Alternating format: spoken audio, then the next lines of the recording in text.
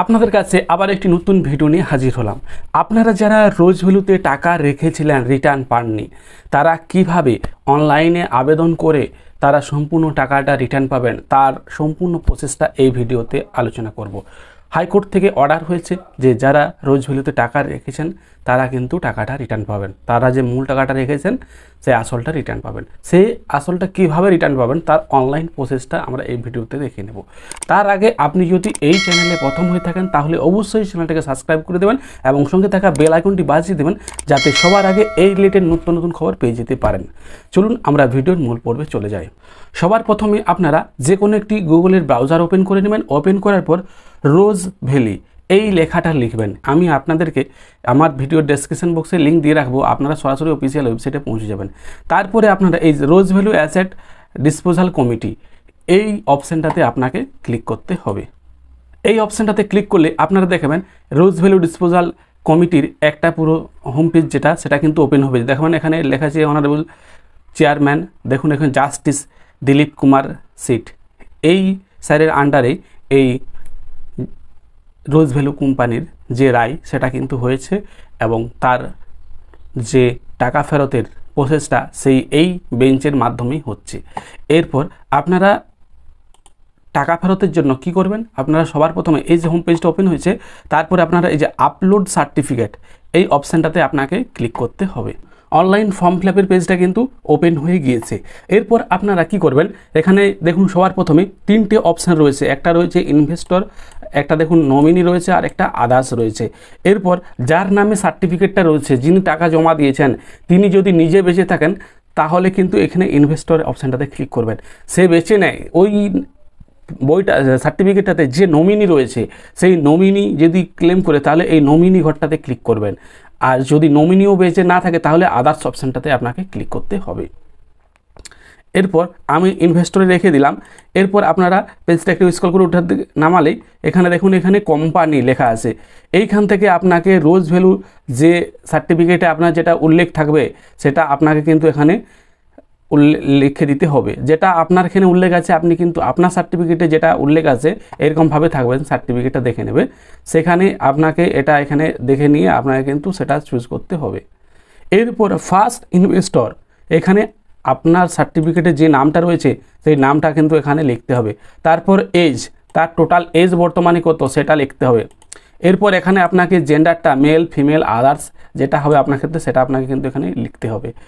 এরপর আপনি এখানে আপনার এই যে ফোন নাম্বারটা এখানে লিখবেন, তারপরে মেল আইডি দিবেন। মেল আইডি দেওয়ার পর আপনি এই ভেরিফাই এই ঘরটাতে আপনাকে ক্লিক করতে হবে। ক্লিক করলে একটি ভেরিফাই হবে, কোনো ওটিপি যাচ্ছে না, শুধু ভেরিফাই অপশানটাতে ক্লিক করলে তারপরে সাইডে আপনি বারে ক্লিক করবেন, ক্লিক করলে হয়ে যাবে।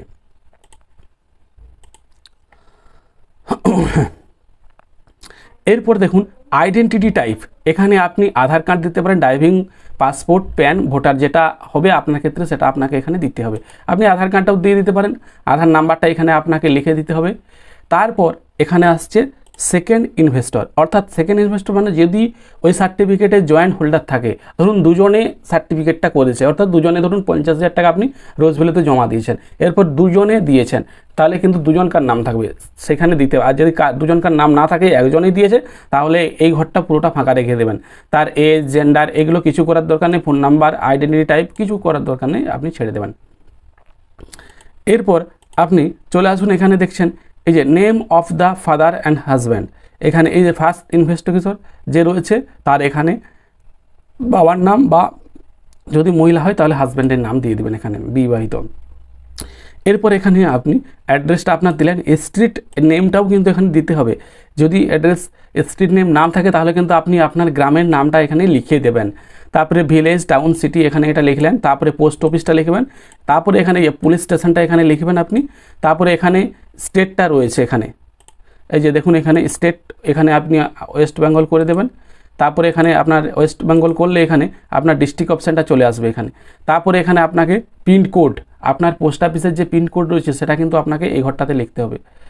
এর উপর আপনাকে ব্যাঙ্ক অ্যাকাউন্টের ডিটেলস দিতে হবে।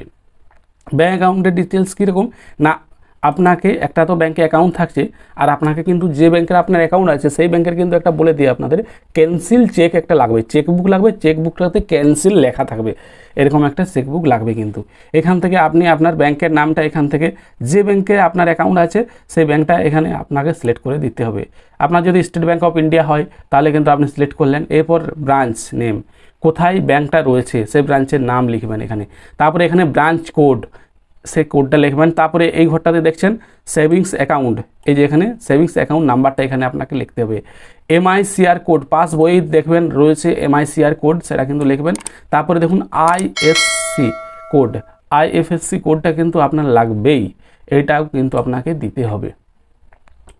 তারপরে আপনাকে কি করতে হবে, এখানে দেখুন এখানে আপনাকে ইনভেস্টিগেশনের সার্টিফিকেট নাম্বারটা, এই বক্সটাতে আপনি সার্টিফিকেট নাম্বারটা, এই যে দেখুন সার্টিফিকেট নাম্বার এরকমভাবে হয়, এটা কিন্তু আপনি এখানে লিখবেন।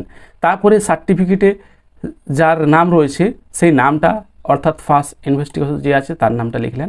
এরপর ডেট অফ ইনভেস্টিগেশন যেটা রয়েছে, কত তারিখে আপনি টাকাটা জমা করেছেন সার্টিফিকেটেই থাকবে। এরপর অ্যামাউন্ট অফ ইনভেস্টমেন্ট, অর্থাৎ আপনি কত টাকা জমা দিয়েছেন। ডেট অফ ম্যাচুরিটি, কোন তারিখে আপনার এই টাকাটা ম্যাচুরিটি হতো সেই ডেটটা আপনাকে এখানে দিতে হবে। এরপর amount of receive at maturity refund by company, কোম্পানির কাছ থেকে আপনি কি কোনো টাকা পেয়েছেন রিফান্ড, যদি না পেয়ে থাকেন এখানে 0 লিখবেন, শুধু 0 বসিয়ে দিবেন। তারপর এখানে amount of principal not refund, amount A claim, আপনি কি প্রিন্সিপাল থেকে কোনো টাকা রিফান্ড পেয়েছেন, নট রিফান্ড পাননি, এখানে 0 করে দেবেন।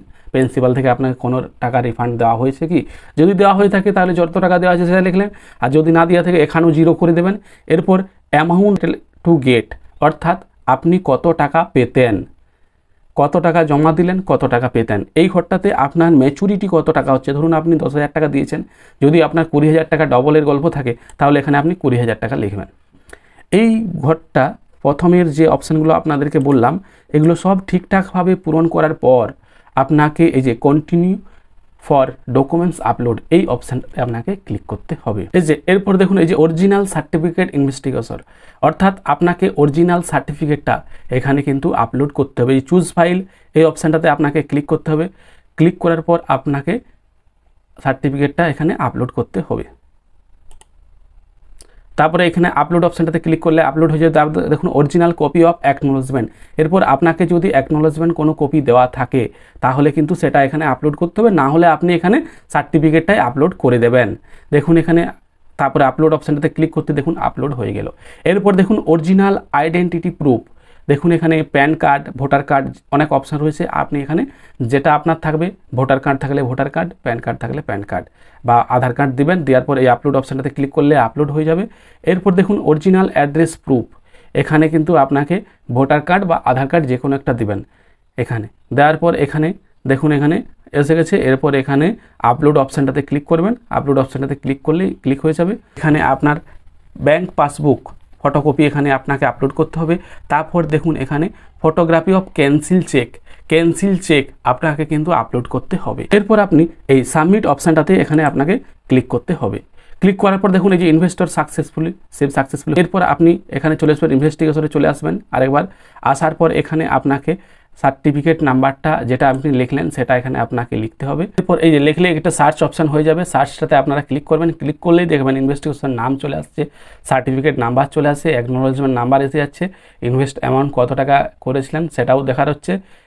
এরপর এটাকে আপনি প্রিন্ট নিয়ে নেবেন, একটা প্রিন্ট নিলে আপনার কিন্তু অনলাইন প্রসেসটা পুরোপুরি কমপ্লিট। যখন টাকা দেওয়া হবে আপনি সবার প্রথমেই টাকাটা পেয়ে যাবেন। ভিডিওটা যদি ভালো লাগে তাহলে অবশ্যই ভিডিওটাকে লাইক করুন। আর আপনি যদি অন্য কোনো কোম্পানিতে টাকা রেখেছেন, কোন কোম্পানিতে টাকা রেখেছেন সেই কোম্পানির যদি ভিডিও চান, আপনি এই ভিডিওর কমেন্টে কমেন্ট করুন, আমি আপনার কমেন্টের উত্তর দেব এবং আমি সেই কোম্পানির ভিডিও বানিয়ে আপনাদের সামনে উপস্থিত হব।